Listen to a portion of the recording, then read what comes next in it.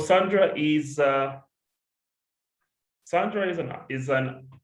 agripreneur, and she will be doing more of her own introduction. She's the founder of a honey brand called Asali Moyo. Those of you who have heard about it, she has won a number of awards all over the world. She's been profiled. I think the most interesting thing about Sandra Ejang is one day when we also Robert Kabushenga, the CEO of the former CEO of the biggest newspaper, publicly going out looking for her for advice on honey production and the honey business. She's also ventured into retail, running an organic retail outlet called the Bountiful Duka, which has carved out a niche for itself as a place where you find everything healthy in Kampala. I've known Sandy for some time. I've seen her grow, and I have so much respect for what she's doing as a business person. Sandra, welcome. Today's session is with a number of entrepreneurs from Uganda who are doing a self-paced training, which is supported by FAO and RUFORUM. And the point here is to be able to create an online training program that can be accessible to agripreneurs across Africa. And the idea here is to validate the training model, but also be able to give these entrepreneurs the chance to hear from other people who've walked in the paths that they're walking. So welcome to today's session. Thank you, David. Great. Is it possible for you to just introduce yourself? Tell us about what you've done over a few minutes.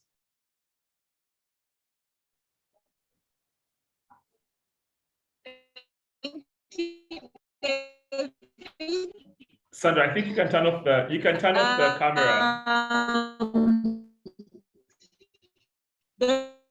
David, as in name is Sandra Ejang Elobu. My name is Sandra Ejang Elobu. I'm a mother, and I'm involved in the entire beekeeping value chain.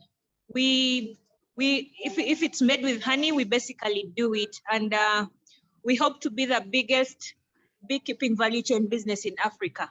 Thank you. Great, thank you, Sandra. Why the bee value chain, first of all?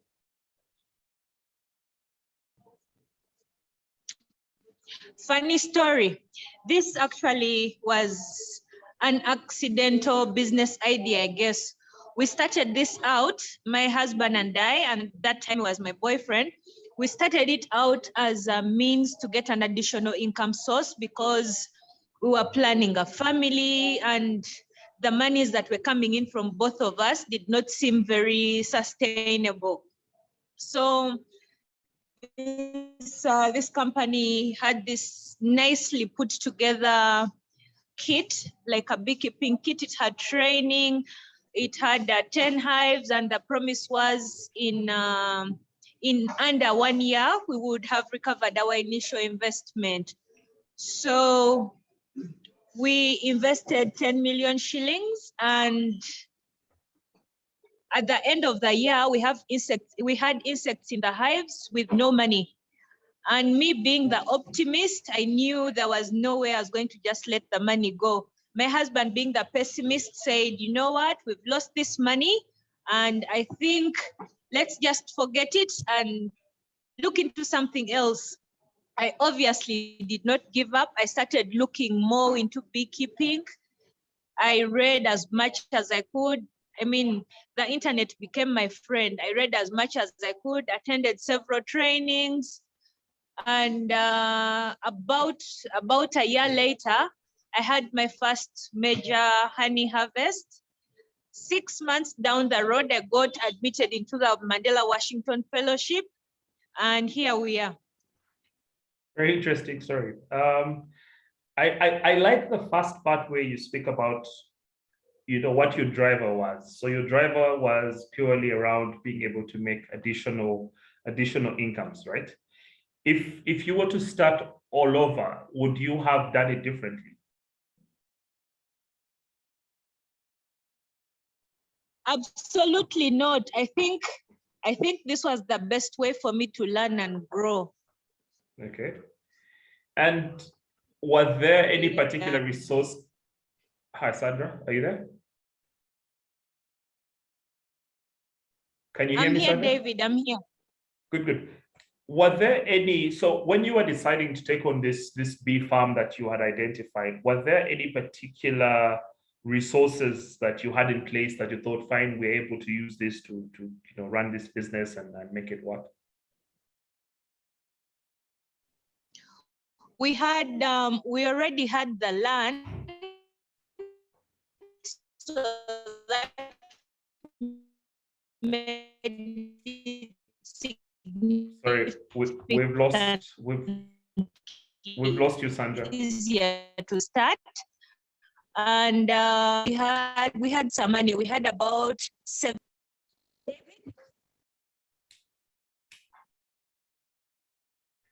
Hi, Sandra, can you hear us? We have really lost you so badly now.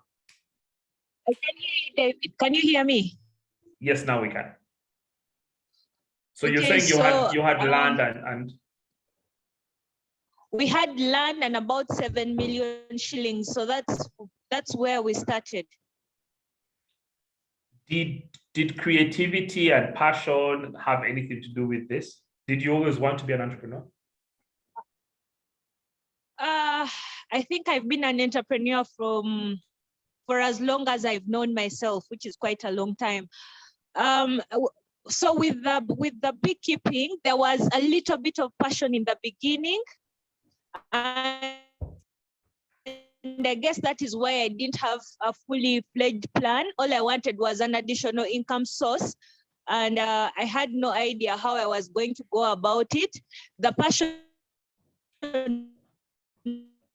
really only came after I realized I could lose all the money.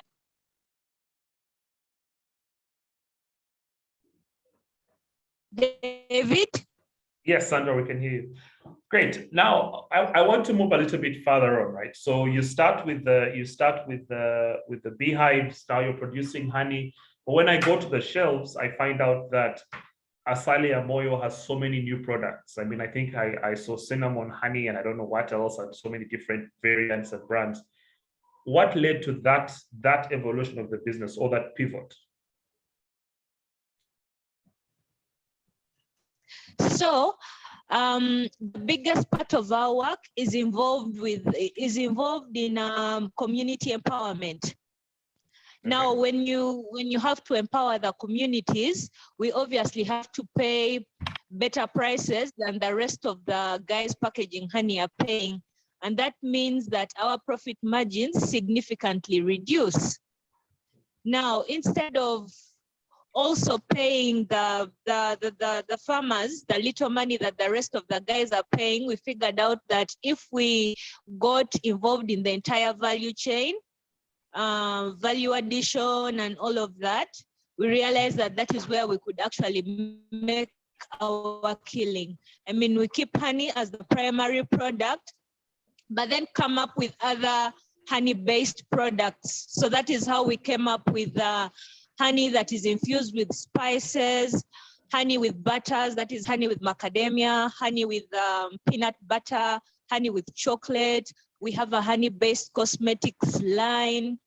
We have wax wraps.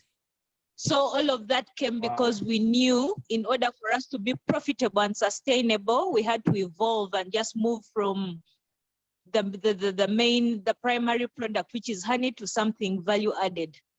So as you began choosing these new products, okay, so for example, what I get from this is this: you identify the problem, you say, fine, for us to be able to pay the farmers a fair price, we needed to be able to find ways to diversify. Is this correct? Absolutely. Great. So this was the problem that you started with and said, okay, we have to find ways to generate more income, right? Right. Good. So I want to ask you, if you're speaking to entrepreneurs, how important is problem identification or need identification as you build a venture or an idea? Being an entrepreneur in Uganda is extremely hard. I feel like It should be added to people's CVs as an additional skill. That being said, yeah. Seriously, that being said, when you're able to identify a problem, it helps you to know where to move. Because if you don't identify the problem, it is very easy to give up on entrepreneurship. Yeah. Okay. You said something interesting where you said that you faced very many barriers as you built the business, very many barriers as you kept, the first biggest barrier you faced was your lack of knowledge, if I'm correct. So the hives is falling apart and all this.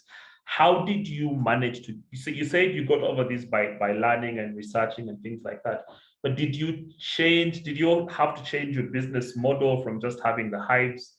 What did you do to overcome these barriers? And also, what are some of these challenges, if you can list the specific ones that you may identify? So originally, like I said, we just really wanted an additional income source. And when they said we could recover our initial investment back in a year, it made a lot of sense to have the hives there, recover our investment, and then just keep making profits. The other thing that was said was it involved very little work. So one of the first things I learned after that first year and we had insects in the hive was there's nothing like it involves little work.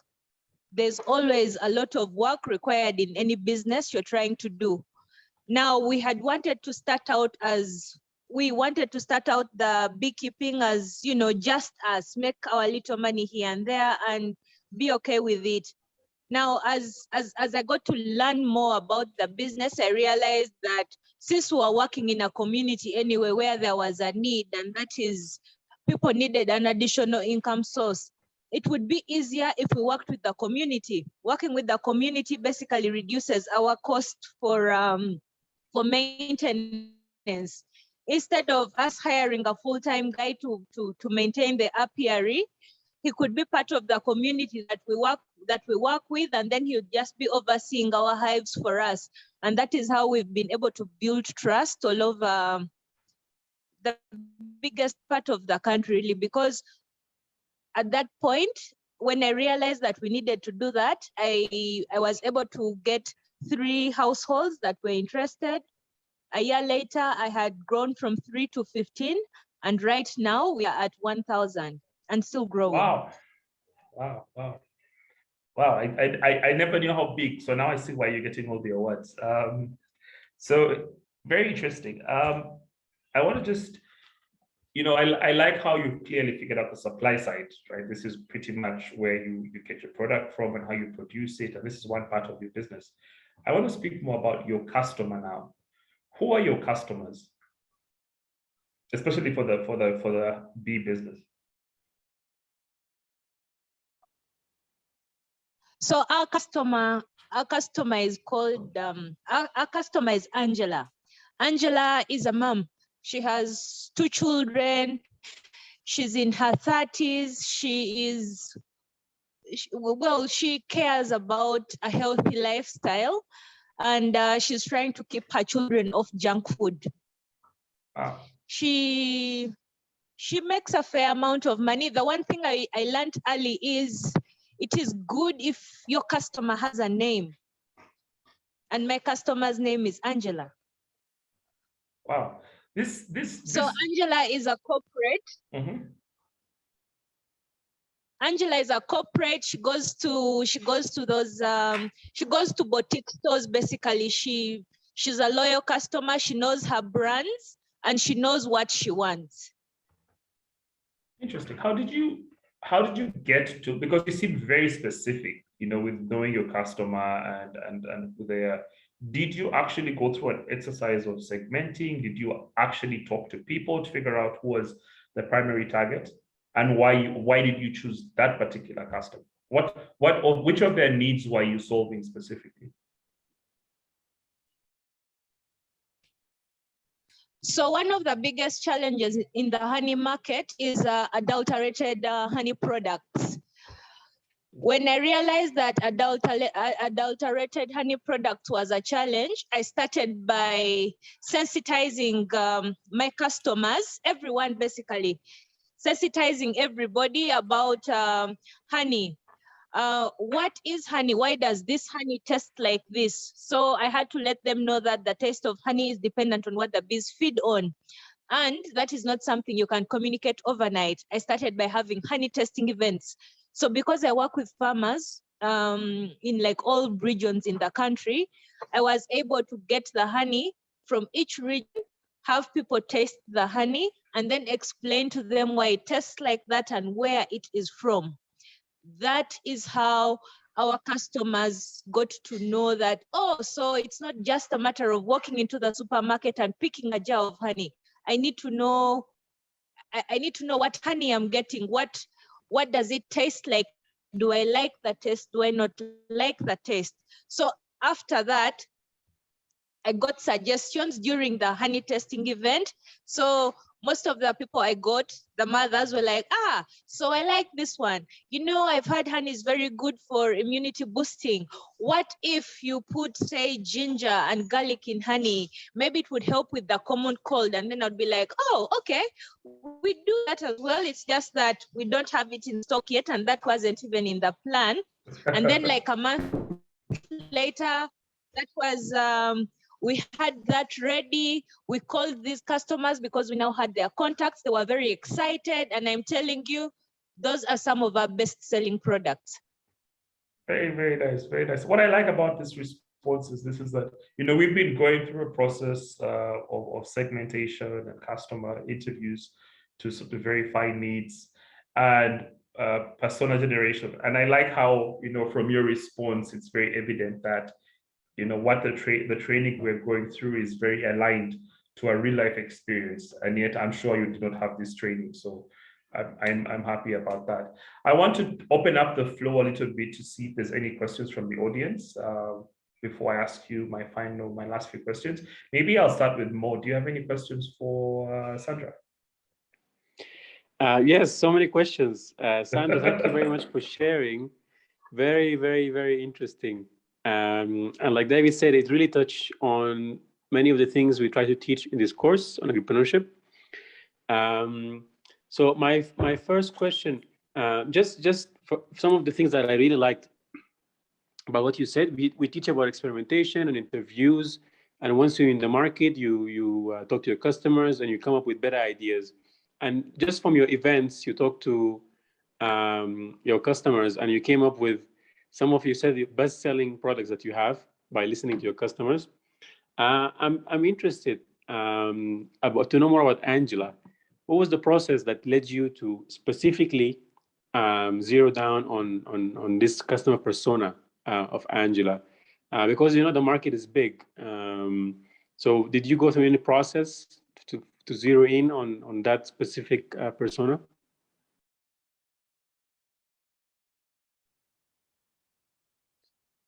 So my friends are never really customers, but the first people I tried to introduce the product to before I actually took it to the market were my friends.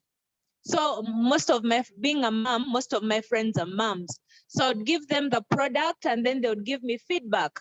Now, the feedback they would give me would be sending their mom friends to me, and the mom friends are the ones that would pay. So over time, I realized that 80% of my return customers were actually moms. So that is how I came up with my customer type. Wow, very interesting.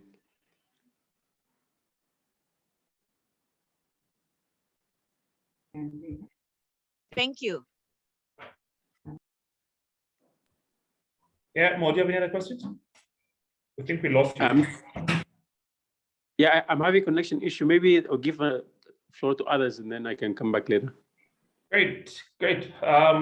So ladies and gentlemen, I think we're having a very interesting conversation with Sandra. And for me, what I find even more interesting is that, Sandra is married with 2 children, so you can always be an entrepreneur. Sandra, how many kids do you have? 4 actually.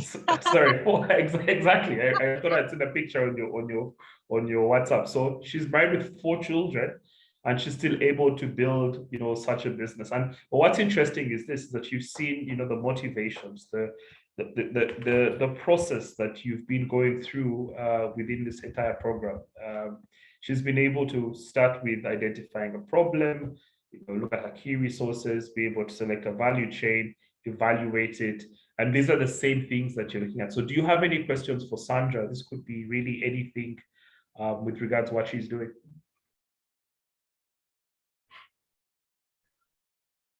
You can just raise your hand or unmute yourself and ask the question if you do. Yes, Alex. Yes, good afternoon, Sandra. Actually, I'm inspired by your presentation, and I'm jealous of the honey and white, though I'm a bit allergic to it. So I wanted to just ask, like, how much land does apiculture need, and how far should it be from the community?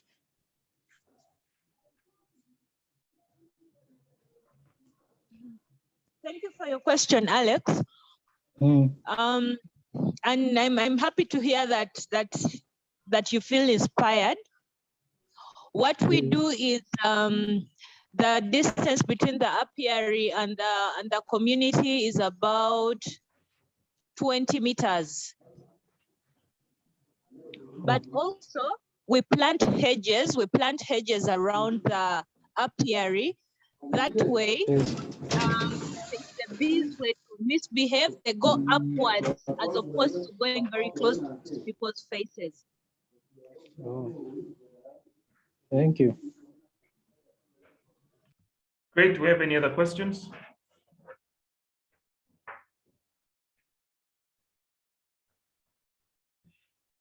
Guys, you're entrepreneurs. You have an experienced entrepreneur in the room. You should be asking so many questions. This is really a chance to learn. Yes, Ruth. Thank you very much. I would like to understand from Sandra how she gets her the products she do you get all these products from your farm, or you also get from other farms?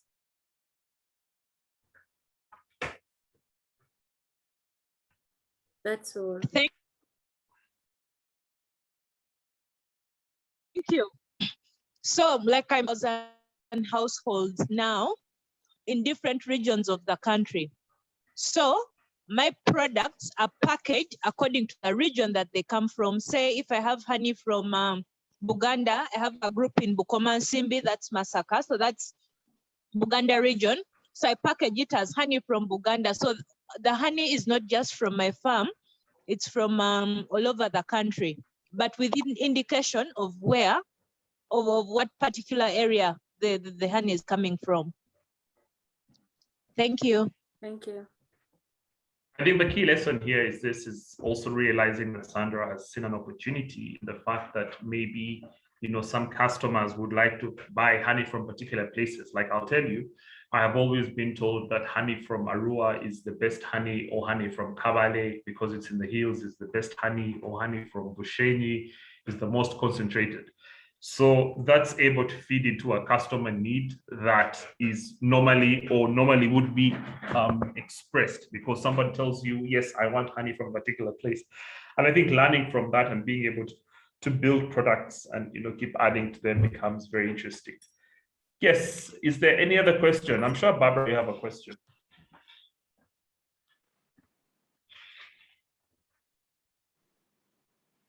Hello. Yes, Barbara. Thank you, David, and thank you, Sandra, for the great work. I actually don't have a question, but I just want to appreciate. Okay. For the community to understand that you can tell the difference of quality honey by the different aspects as you've mentioned. Thank you. Thank you very much, Barbara. Sandra, I have a question. You've mentioned the challenges you faced previously when you were starting out and figuring things out. What challenges do you face now, and how different are they from the ones you had previously? Right now, I would say Yes. some of my challenges are cash flow. The business has grown. We are supplying major supermarkets, and you find that they have a policy about their payments. You find that in a month you've supplied a certain supermarket, say, 500 kilos of honey. The farmer groups that I work with expect cash on delivery. And then, of course, with the whole value chain that we've created, it means there's a lot of money going out than coming in, because most of the money is tied up in the delivery that has been made to the supermarket. That is one of my biggest challenges. Quality is not yet a problem because we still have it under control, but I foresee it being a challenge in the very near future, and we're already working on taking care of it when it happens. The other challenge that I face is, well, it's not yet a challenge, but I also foresee it. There's that narrative that Ugandan businesses start out so well, and then when they're not able to deliver, instead of communicating that they're not able to deliver, they stop answering your calls and all of that. So I foresee me getting a shortage very soon because the demand is increasing, and we're already working on increasing our community base to basically avoid that problem. Very nice. Very nice. Thank you.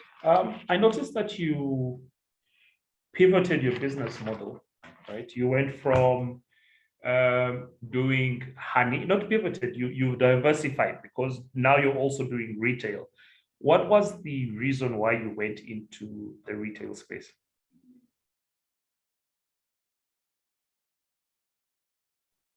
Thank you, David. So the original idea was to have a honey-only place, like a one-stop honey center. But my customer, basically Angela shops around the Kololo area, which is Acacia Mall.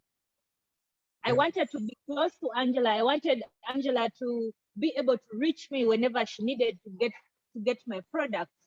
So when I went to look for rental space, I got the space all right, but it was extremely expensive. That comes with that kind of area. So I looked at my margins in honey and realized that if I were to only sell honey and honey products in that space, there is no way I would be able to make rent. Now, I went back to the drawing board. I was like, well, my products are all natural. Our honey in Uganda is as good as organic, so I might as well have an organic shop. Also, with the value-added products, it gave the shop a significant number of things. But 2 months down the road, I realized it was not enough. There was something missing. So I brought in the community aspect. I said, oh, so since I already work with the communities in the beekeeping project, how about I look for people that need access to markets for their products. So, and that was just after the first phase of COVID. So many people had started making things from home and they had nowhere to sell them. I reached out, and that is how the shop was built up. That is how the retail was actually set up. It was not the original plan.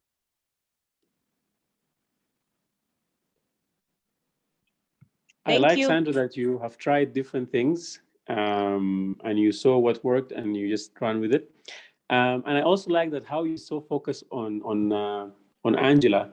Can you just briefly explain to us why is it helpful for you to focus on that specific customer persona? And are you targeting Angela? You want to see where Angela is shopping? That's where you want to be. So I see that it's helping you focus your business more.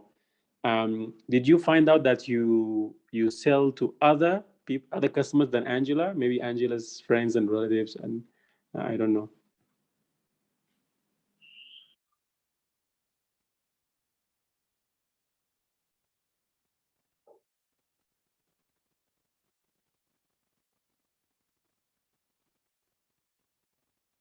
Sandra, are you there? We can't hear you.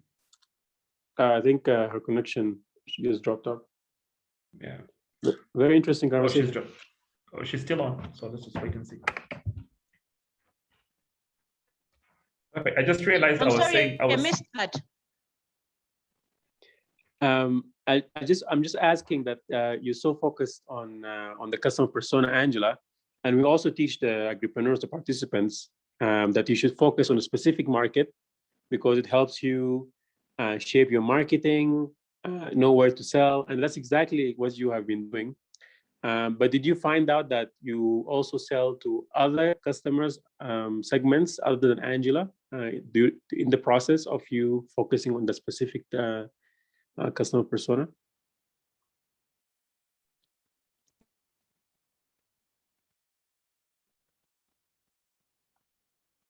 Yes, I do. A persona, but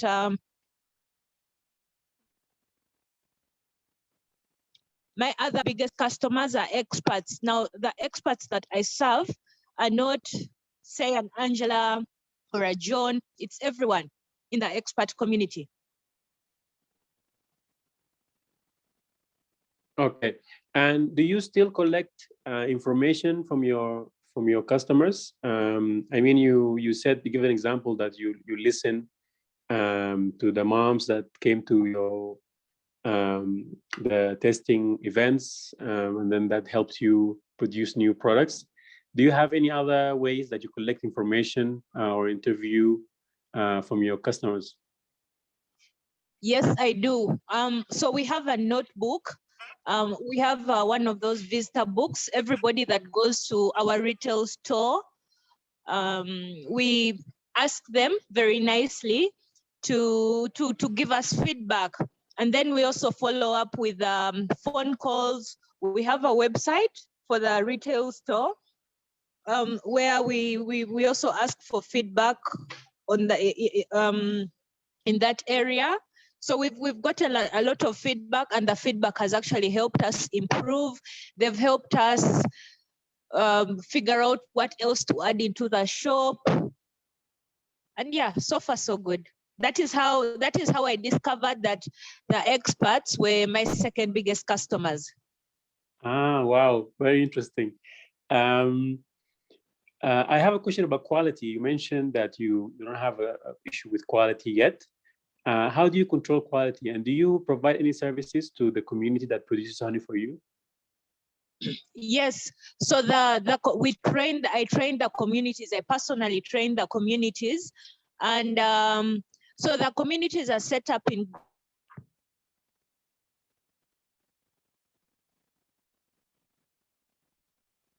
groups of about 30, between 30 and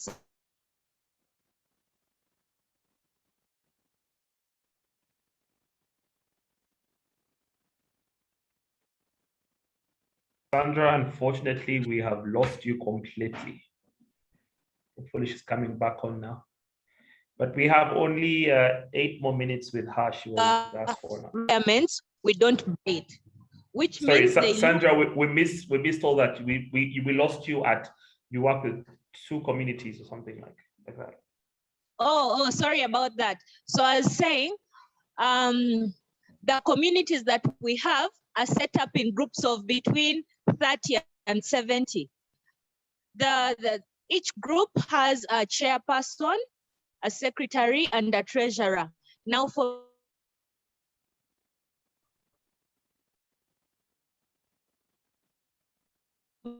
me, I deal directly with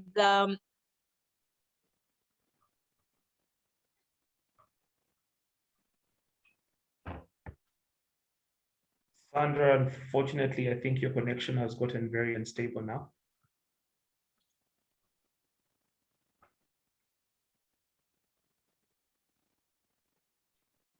Okay, I think we've lost her. Mo, are you there? Yes, Yeah. I think she uses a clustering approach where she has these groups and then she gives some sort of capacity training, which is very interesting. Maybe before we let her So go, far. we should ask her if we can document and put her company as an example. We will send her some questions maybe before we put it in the course. So Sandra, thank you so much. I know you're very busy and your 1 hour is up as previously promised. There's 2 questions here. One is around, have you documented your business story as a case? And would it be okay for us to share your story as a case to other African entrepreneurs to learn from? I think that's the first question. Yes. Sorry, my business story is not yet documented. And yes, you can share it. Okay, great. Thank you very much. Great. Do you have any parting shots for our entrepreneurs before you leave us? Well, there's a saying from a Nigerian friend of mine, and she says, if you see somebody that has succeeded in doing something and they don't have 2 heads, it means you can do it as well. Alex, I'm happy to hear that I inspired you. If I can do it, you can do it too. Thank you. Great. Thank you so much, Sandy. Does anyone want to say thank you on behalf of the entrepreneurs? You can unmute yourself and say something over 1 minute.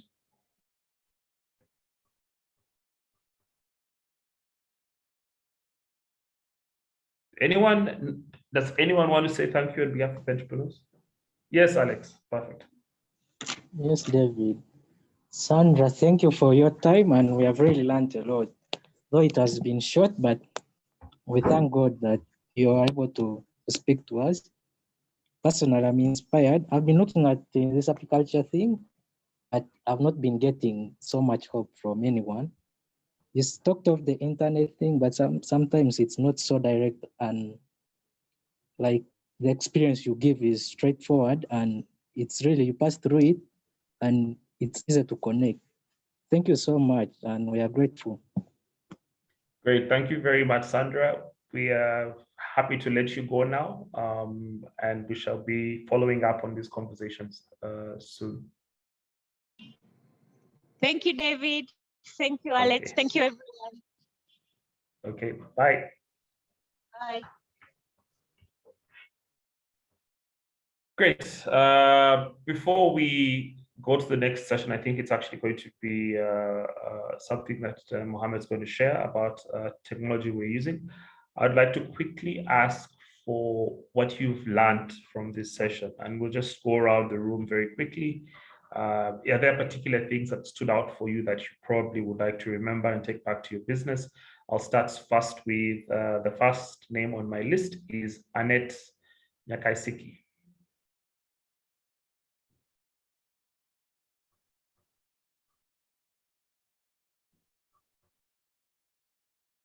Okay, and it's not saying anything. Naboth, I know you came in a bit late. I would like you to quickly share if you've learned anything from this this conversation. Yes, good afternoon, David and everyone. Though I came late, it rained. I can see it started raining, but I think I will be able to communicate. Yeah.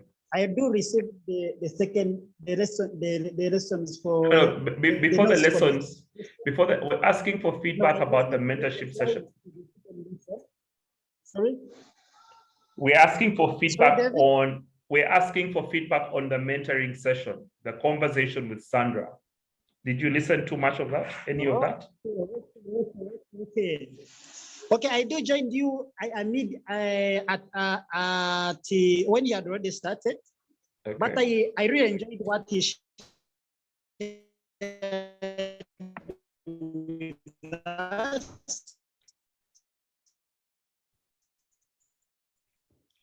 No, but it seems the rain is not letting your network work. And I will ask. Actually, it is back what we've been reading in the second lesson. Sorry? Yeah, it has sorry. started raining again. Yeah, sorry, your network is so bad. I'm going to ask you to mute your microphone. I'll go to Barbara. Okay. Any key lessons you've learned from this very quickly?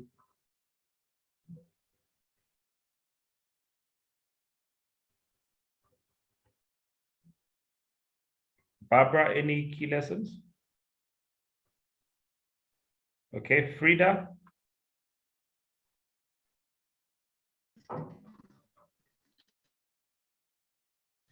Hello, David.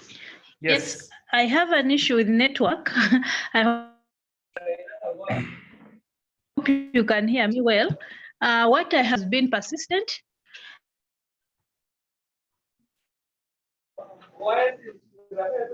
And then she has been doing a lot of what? Sorry? No, please continue.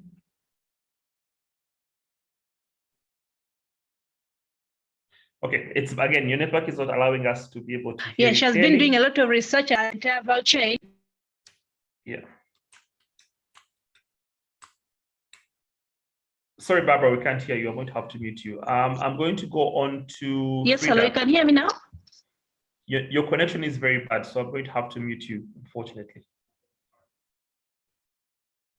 Frida, yes, please unmute yourself and very quickly let us know what you think about it. Hello, thank you. Though I came late, but I've learned. I want to appreciate the flexibility of Sandra's business. She's not like resistant to change. She accepted to be flexible in her business, and that is what I've learned from her. She was not rigid to only one thing. Thank you. Okay. She was able to pivot. I think pivoting is a statement that is brought up in your training, and I think you need to, I learned something a few days ago that there's actually a business language. It's nice for you to learn some of this stuff. Thank you very much, Frida. Next, I'd like to call, it's changing, Hilda. Is there anything you learned from this conversation?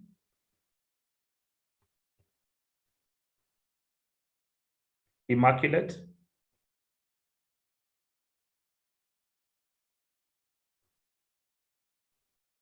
Immaculate Dongo. Yes, David. I learned that Sandra really did not start her business because she really loved it, but because she was in need, and she was really persistent in during the course of the business, because she encountered challenges, but then she did not give up. She kept pushing on and on. Ivan Mushana.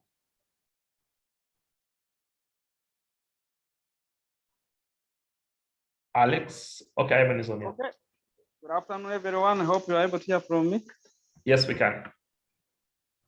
So you are so fantastic, and I'm so grateful that I came to learn new things, especially on how we can scale up our innovations to chip into the food system, which is also a global concern. So, and I appreciate the documents you have shared with me. They are very informative, and they will enhance further my understanding. So I thank you. Okay, great. Quickly, Alex, 30 seconds. Yes, I've learned one or two things from Sandra's case. Firstly, I think the problem identification, because in most times I think we identify very many problems which we want to solve. For Sandra's case, she had the poor quality of the honey. Then she wanted to boost her income. So I think that stood out for me. Then secondly, the part of customer persona, she really had the customer, Angela, and she knew everything almost about her. Then the customer interviews, then value addition. I think those ones. Yes, yes, that is very important. I think, the someone who said you need to be passionate about your customer. You need to know who your customer is, know all their detail, know what they do. In fact, in some marketing trainings or lessons, you will go into very detailed segmentation to the point that you know what your customer does per hour. So you know how you reach them and how you fit into their lives. Geoffrey, I'll give you 10 seconds. Anything you learned from the session?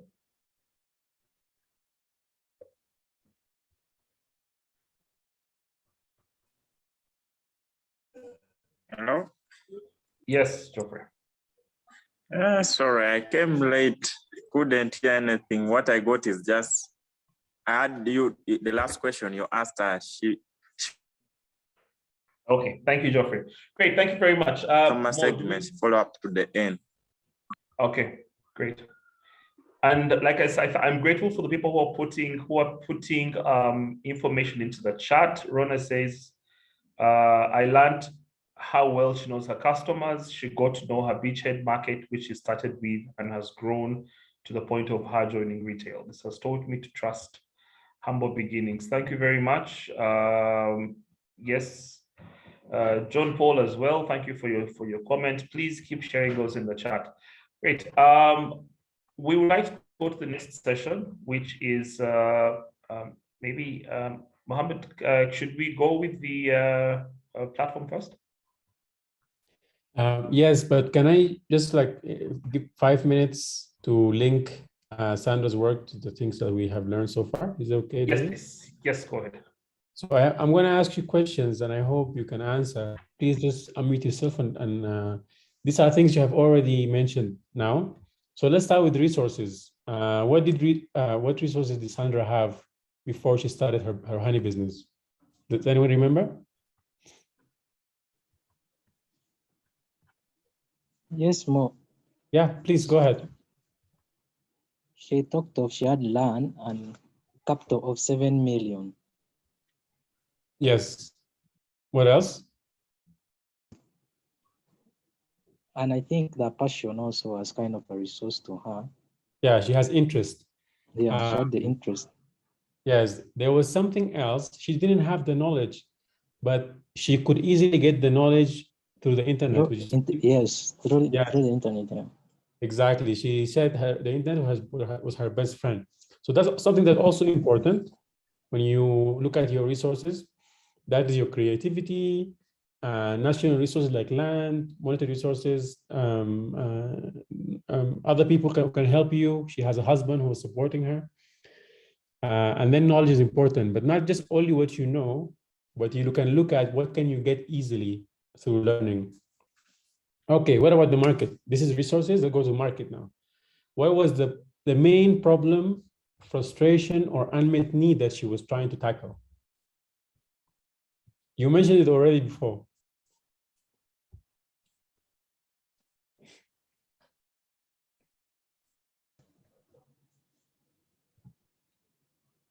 Yes.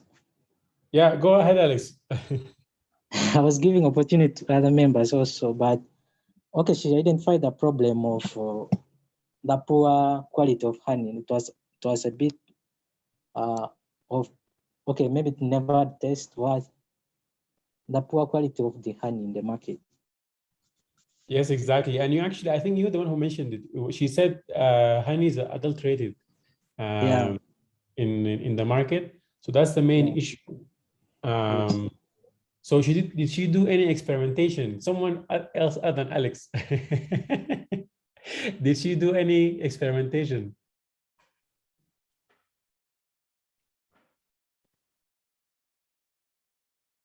Anyone else? Guys, this is a good learning experience for you as entrepreneurs.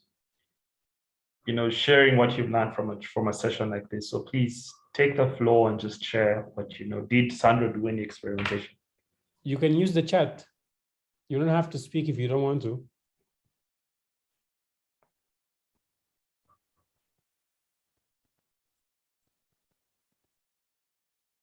I think we should just call out some people more.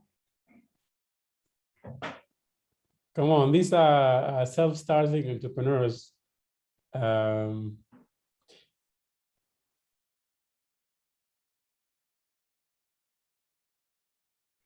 Ruth, do you have an idea, Ruth? Okay, to me, I think she didn't do any experimentation. She just started the business by setting up the beehives. Yeah. Okay, but after she set up the beehives, how did she sell her products? That's the experimentation part. Who did she sell to at the beginning when she started producing honey? I remember the point where she said that she first gave out for people to test the product. Yes, you and Neville are both correct, but remember, she said she sold to her friends first. Those were her first people to taste her product. And then those people brought their friends to come to buy. And that was the experimentation part. And then she started listening to these customers, and they were telling her, what did they tell her, the moms who came to the show, to the tasting show? They had requested for a specific honey product that they needed.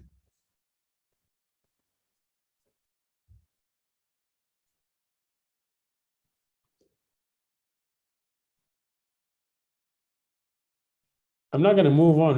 We have to find these answers. Someone other than Alex and Ruth, please. Just say what comes to your mind. You can have a conversation about this. I'll give you a hint. It had to do with ginger.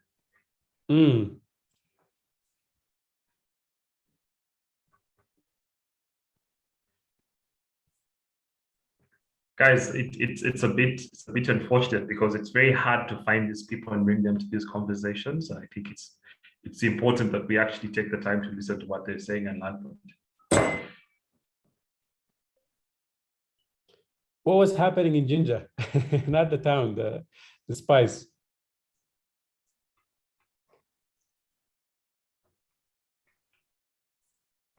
Okay, so no, Nabo, no, that's the old answer from Nabo.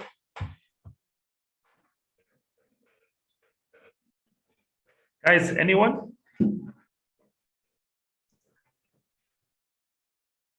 Okay.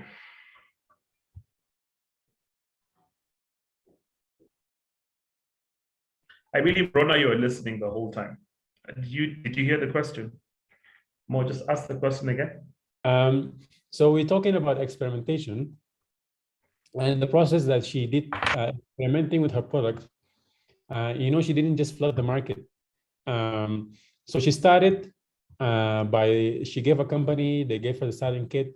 But once she started producing honey, she started giving it to her friends to taste. And then her friends will bring their friends, the moms. Then she started doing tasting events. And in one of these tasting events, she's very innovative. In one of these tasting events, the moms that came to buy her product requested for a specific honey product. So what was that honey product that they were requested?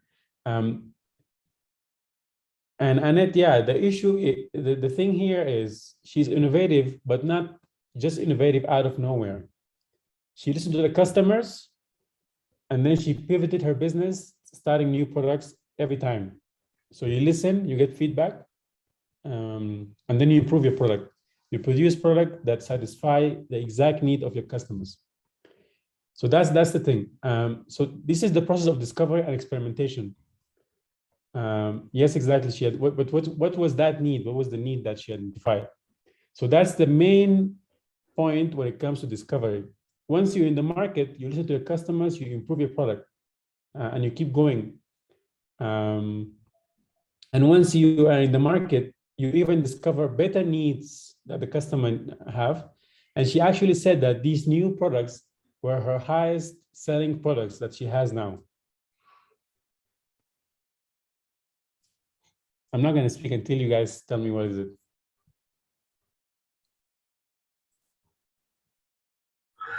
Yes. Yes, Ruth. Yes, Ruth. Yeah, I remember she said one of the high selling products, honey mixed with ginger and garlic. Yes. Why? Because her customers' need was that honey has what do you call it? Immune boost benefits. That was the Yes. need of these new customers. So she listened to the customers and she delivered a product that satisfied that need, and that became high selling. But it's not a surprise because that's exactly what is needed. So that's the whole process of discovery. She has honey, you go into the market, you keep listening to your customer, and once you're in the market, her identified need was that honey is adulterated. But once she was in the market, she discovered that there's a bigger need, and then she has a better product that sells very well. Okay, next question. What did she do? Who is Angela in this story? Can someone explain Angela? She kept talking about Angela. Who is this Angela she's talking about?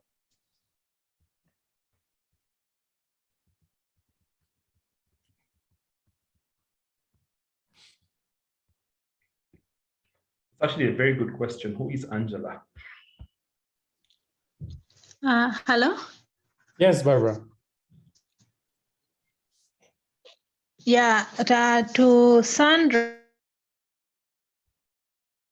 Angela, her or the real customer that she offers her products. Exactly. So what do we call that in business terms? Do you know? That is what we call okay, Angela is a persona, and then that is what we call bench head marketing. You specialize on a specific market, target market, or a specific target market. And once you specialize, you are able to dominate and have a cash flow, and to help you position yourself well to be able to now get into the tap into the other market opportunities around you. And that's what exactly right. Yeah. So Angela is the customer persona. What is a customer persona? Is that the only customer, the customer that represents all your other customers in your targeted market. You cannot satisfy all of the markets. Be specific as much as possible. So it's good that your customer persona has a name, and she has a. So Angela is a mom. She concerned about why she's a mom, because Sandra found out that most of her customers are mothers. Okay, Angela is concerned with diet and nutrition. Why? Because her customers are concerned with diet and nutrition. So having a customer persona is Angela focuses your work. Remember when she wanted to sell her product, what did she do? Where did she find, where did she want to sell it first? She mentioned something about Acacia.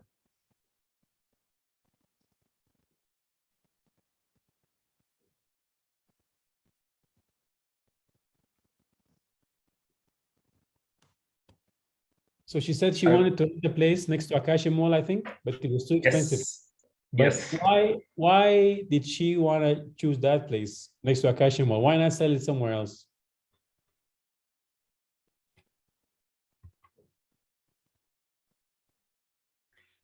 I will give a hint. Who is Sandra, and what does she do?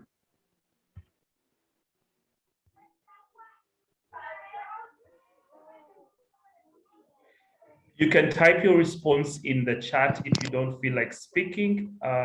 This question is really to help you check how well or how efficient this is. Yes, Immaculate, you want to say something? Yeah, Sandra wanted to position her is it business or something near Acacia Mall, because she realized Sandra, her rich customer, like usually shopped or usually went for shopping around that place. So she wanted to bring the services closer to her customers. Angela, exactly. So you see, it helps you shape your business. It helps you with your marketing. So now she knows what Angela does. Like David said, what is Angela's routine? What is her watering holes? So where does she go after work? What does she do with her kids? What does she watch? So when you market your product, you don't use anything. You don't use, you use exactly what Angela uses, your persona, so you can reach her. You put your product where Angela shops, you market your product through what Angela's. So if Angela uses Facebook, that's what you should use to market your product. If Angela uses WhatsApp, you use WhatsApp. If Angela uses email, you use email. If Angela goes to Acacia Mall, you are in Acacia Mall. So it helps you focus your business, and that actually reduces your cost and makes your COCA very, very low. You're going to learn about COCA in lesson 4, but the cost of a customer acquisition has to be very low, and this is something that helps you maintaining that low. So it's exactly that Angela shops next to Acacia Mall, so she wanted to be next to Angela. Okay, last question. Let's talk about personal initiative. What you already mentioned this, so maybe I'll just keep it. She's very future thinking. She anticipated some of the issues, some of the problems of business in Uganda, and she anticipate make a plan on how to tackle it. And you also mentioned that she's very perseverant. So when her businesses failed, her husband said, "Oh, let's forget about this 2 million." Was it 2 million? 7 million. 7 million shillings, and then move to the next thing. But she said, "No, let's persevere. As long as you do your process right, you listen to your customers, you identify there's a need, your business will not fail." Businesses fail because people don't need your product. That's the reason businesses fail. But as long as there's a need and you listen to the customer and you're trying to satisfy that need, you will always get sales, because you're satisfying a need. Someone has a compelling need that has to pay you. So I think that's it. Yeah, thank you, David. What do we do next?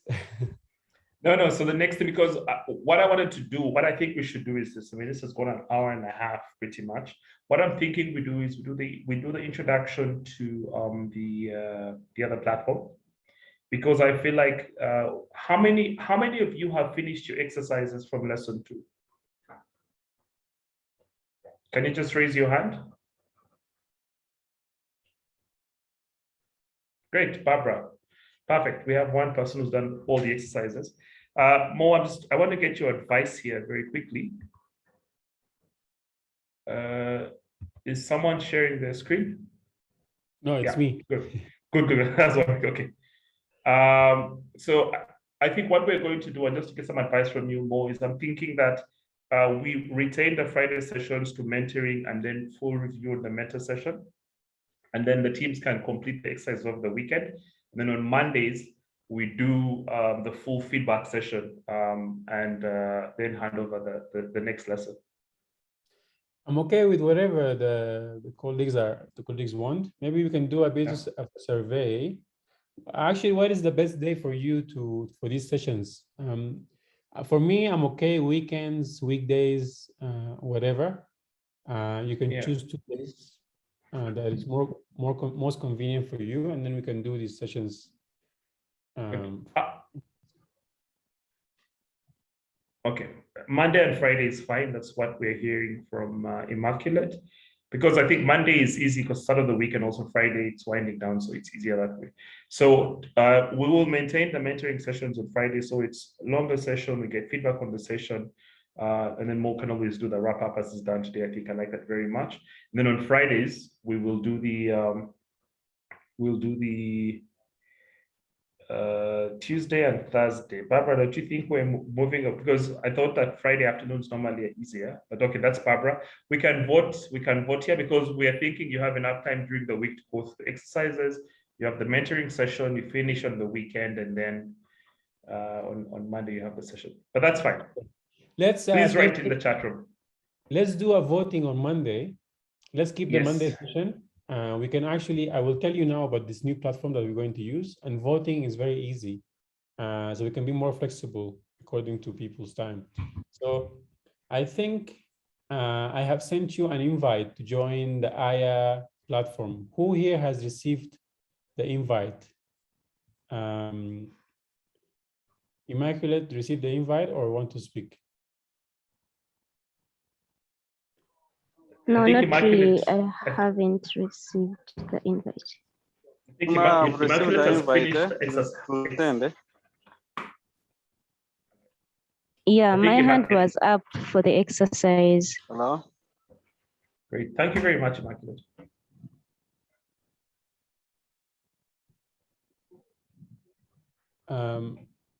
Rona, you have received the invite? For the exercise.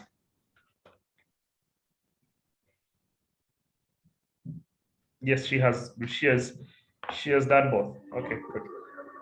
I think you can go ahead and present, Mohammed, and let's just share this platform. Just maybe I can give a bit of background very quickly, the reason why we're doing this. And like I mentioned to you at the start, we're trying to find the best way to help you go through the training and get feedback and also engage and network regularly. So this was a platform proposed by Mohammed and FAO, and I think we'll be taken through to see how this works and how we can use it. Okay, please, if you haven't received the invite, please go into this link I shared now in the comments, and it will take you, it will ask you to fill in your name, your email, and the password and a picture. That's it. You can just put your name, you put your email, and you choose a password, and then you immediately become a member. It's a very easy process and takes less than 1 minute for you to be a member. And that's why we chose this platform, because it's super easy. So after you register, you will come to this page. Can you see my screen? Yes, we can. I can. Okay, great. So this is the Aya platform homepage. You go into groups. So I invited you to join a group. So you go here to the left, you press groups, and then you'll see our training. You see it's a secret group that only those who are invited can access. So far it has 9 members. So I think few of you, oh wow, Ivan is already active in the group. So once you are in the group, this is our own page that we can, it's a space for us to do the training, talk to each other, to do the exercises, do everything. It's very simple. The lessons will be here in the topics to your left. So each week there will be a new topic. So you press topics and you see we already have lesson 3 in topics. So you just go ahead and you will see first thing you'll see is Ivan's comment. And then you will see the slides for lesson 3. And here where you get the slides, you just click, takes you to the new page, you can download it. We're going to ask some questions here. We're going to add like 5 questions, which once you do the slides, you come here and answer the questions. So you can all see the questions, you can comment on each other's questions and answers, you can learn from each other, and you can give feedback on each other's answers. When giving feedback, be mindful, you have to be very specific, number 1. Number 2, you have to be very nice. Number 3, you cannot comment on someone's feedback. If someone sends you their feedback, you don't reply. That is the thing. So the way you do it, to be specific, is you start with something that's positive about the answer, and you say something that is negative, and then you finish with something that's positive. So like a sandwich. Like a sandwich. So you sandwich your negative feedback within the 2 positive feedbacks. And you have to be very specific.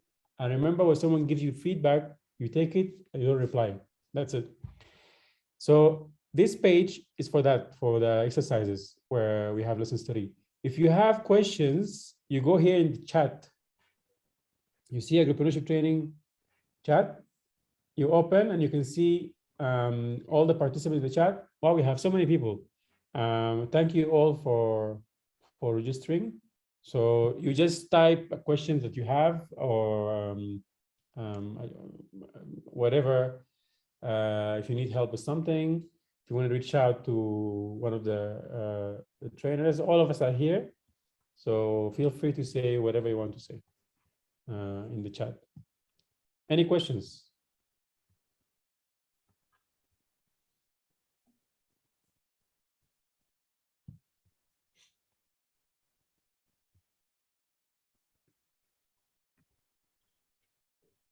Immaculate, is your hand up to ask a question?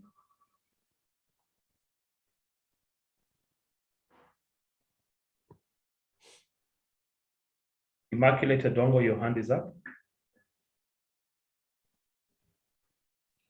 Might be an old hand. No, not really. I think it's a mistake. Okay, I'll just lower your hand. Great, thank you very much. So I think what we're going to do now, as I think the hand has gone up again. I just put it down.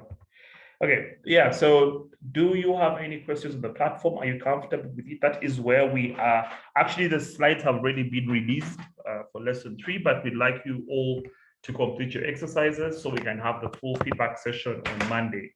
The feedback session will be simple. If you're able to share your screen, we'd like you to do that. If not, please email your exercise to us by Sunday night so we can pull up your exercise and quickly go through it with you and with your peers as well, and give feedback as and where you need to.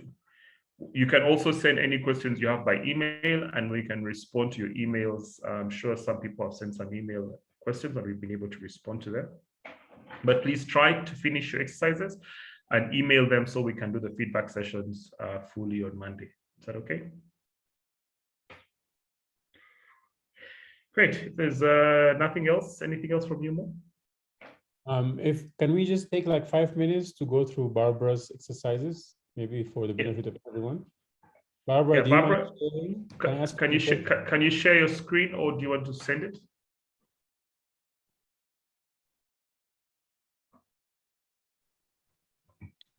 Hello. Hi, Barbara. Yes, Barbara.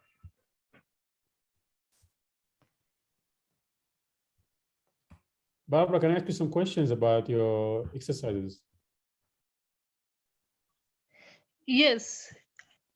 Okay, did you do market segment? Hey, unfortunately, you're breaking. I can't hear you. Did you do market segmentation? Yes, I did. Give me the 3 top segments, just the only 3.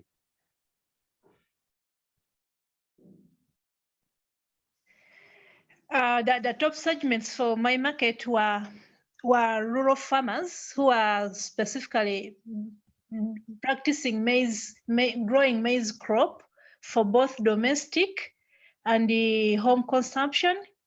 That was now the main segment. And when I went down to break down, I came up with these specifically rural women who are between the age of 35 to 65, and rural youth who are between the age of 18 to 35. And why I chose these ones specifically, because they are the key players in the agricultural chain. That's great. What is your beachhead market? What segment of these segments you mentioned that you want to focus on at the beginning of your business? You repeat the question again. My network was breaking. I missed it. What is your beachhead market? Which one of these segments? Okay, my beachhead market is the rural woman and youth who are practicing agriculture. Okay, this is too big for a beachhead market because these are 2 different segments. So your beachhead market is a segment that has that is the most important one for you, for your business, for the reasons you ask yourself. Can I achieve dominance in this segment quickly, move to other one, etc. Do you really understand what is a beachhead?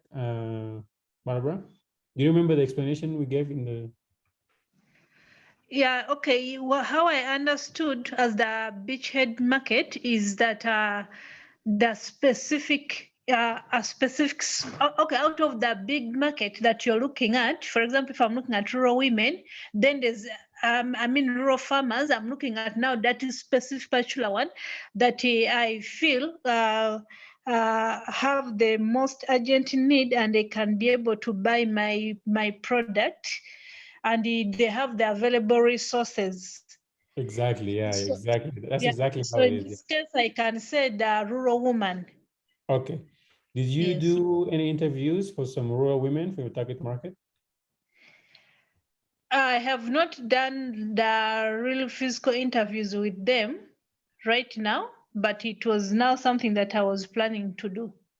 Yeah, please, if But it's I have already my own assumptions, so I want now to interview them and then compare with what I have. exactly, that's exactly how you should do it. So please be careful. Don't speak to people and follow the COVID regulations in your area. So I guess that's where you're at now. After, what are you going to do after you interview these women and confirm your assumptions, or maybe form another assumptions? What is the next step for you? Okay, what I'm going to do after interviewing them is I'm now going to compare their response with my assumption. If the response is the same with my assumption, then I'm going to go ahead to carry on that business, that agricultural practice. But if the response is quite different, it means I'll need to now sit down and think on how I can maybe probably come up with now a better idea that best suits their demands or frustrations that they're going through. Exactly. Farmers. Yeah. So it's a continuous process. You either change your idea or you change your market, you go back to segmentation again. It's back and forth like this until you have something that fits perfectly. So after you identify your beachhead market, you describe them. You describe your end user. These women farmers, let's see if you confirm your assumptions. You describe them. You describe what is the demographic, where do they hang out, what do they do, you describe everything about them, and then you choose one of them, one of these people you describe as your customer persona. You find your Angela. You come up, you see who is your Angela, what does your Angela need, and hopefully it's one of the people you already interviewed before. So that's the process. Any questions? For me, I don't right now. I don't have any question, but maybe I just have can I say a complaint on the Yes, worksheet, the Excel worksheet. Yes. Yeah, the Excel worksheets are somehow challenging to use. In some columns, because there are some columns you click on whereby you expect to be having, I think, answers where you select, but then you realize the answers are not there, and then when you try to type in, it is failing out. So that's why now I use both an exercise book and Excel sheet because of that. You can give us the answers in whatever way that is best for you. And if you have a better way to present the answers, we also listen and we can adjust for future training. So you're welcome to use to do something that we haven't asked. Develop your own template. Write it down in whatever way that you feel that is best, and share it with us. That's also good. We call that coloring outside of the lines. You know, when you're a kid, they ask you to color within the lines. Do you remember when you're in school? And then there's a drawing and tell you to color. But the innovative kids, they color outside of the line. So feel free to color outside of the line. You can use Microsoft Word or anything. At least, like, again, we're learning from you as well. So we're happy to take that feedback and see that we change it in the next notes thread. Okay. Great. Yeah. All right. Otherwise, thank you very much. Great. So to everyone, this is exactly how the session is going to go on Monday. We'll ask you the same questions. And it's just to understand and give you feedback. Also, I think before we actually finish this, does anyone have any challenges with lesson 2 that you'd like? If you have any questions or challenges about lesson 2. Now, both I will respond to your email later today. I see your chat just now. Does anyone have any challenges with lesson 2 that you'd like to ask? I see Lovinsa, you have unmuted yourself.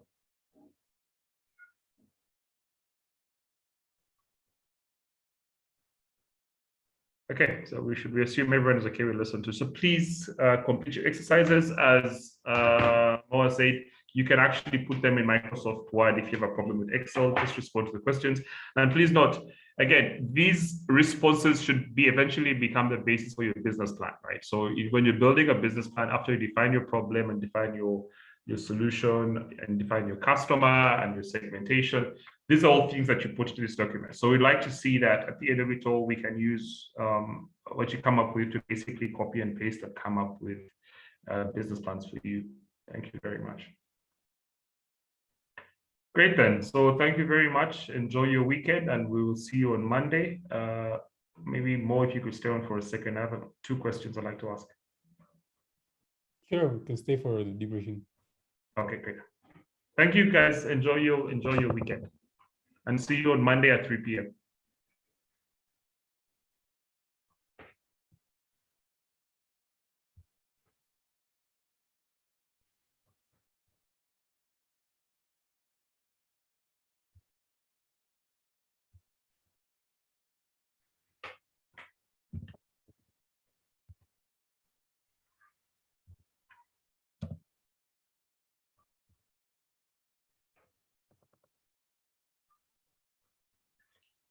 Guys, can you kindly leave the meeting room?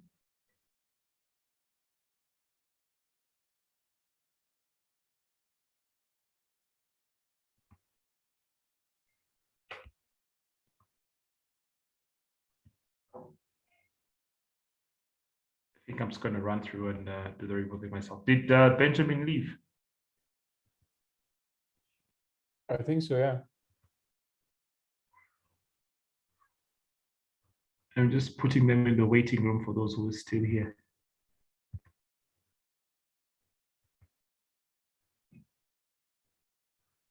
Okay, good. Everyone's out.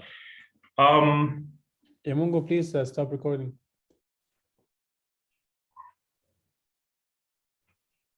I think I'm actually a host. I think I can do that. Yamungo, I think he's out. Yes, please. Yeah, you can. A bit, but I've come back. You can stop recording now. Sorry? You can stop recording now. Okay. Yes. Thank you.